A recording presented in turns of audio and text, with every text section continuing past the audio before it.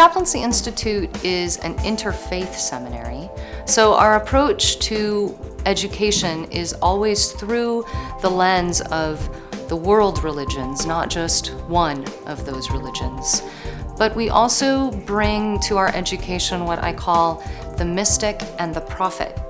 It is a place where judgment is suspended, where diversity is embraced, where differences in beliefs and cultures and feelings are just celebrated. It helps bring us together as human beings who have obviously hugely unique expressions of our individual selves. A lot of times when people in a healthcare setting or hospice or prison or different types of areas where someone may encounter a chaplain, they don't meet someone who can speak their language. It's an amazing thing for you to go behind the walls of a prison and love people who's committed an atrocious act. Part of what took me to San Quentin in the first place, put me to prison, was the fact that I felt disenfranchised from everybody, including my family, even my kids. I had a real problem with that. I was what you'd call a loner. I was 42 when I was arrested in this case. I was 60 when I paroled. The best thing she did was she encouraged me. She made me feel like win or lose, you won. You know, for being who you are now, compare that to who you were 2 years ago. 26 years I was incarcerated there, total of. I was given a sentence of 15 to life prison.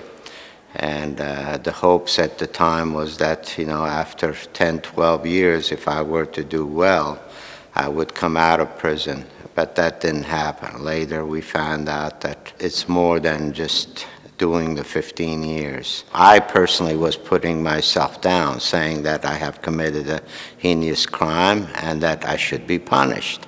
I was saying that to myself consciously as well as unconsciously.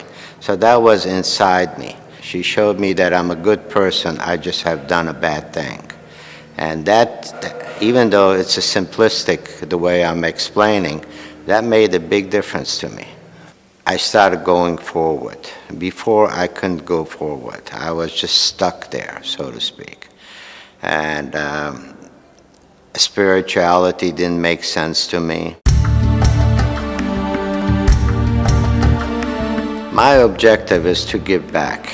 My goal was, you know, when I came out of prison, is to have a nonprofit eyeglass shop, for instance, and have all the people that come out of prison, you know, give them a start. You know, I would train them to be a lab technician or dispensing optician and have an eyeglass shop. I wouldn't have seen that dream without Susan, I'm telling you right now. It's just, she gave me that confidence, that will to live again, basically. I was dead. You know, blaming yourself day in, day out, it just, inside you, you die. I am so pleased and glad I met Susan. No, she helped me a great deal, really. The absolute only way that we will sustain ourselves and grow is through donations.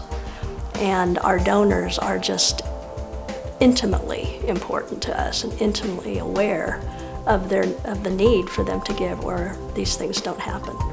We wouldn't really be in existence if it weren't for our donors. It's that important.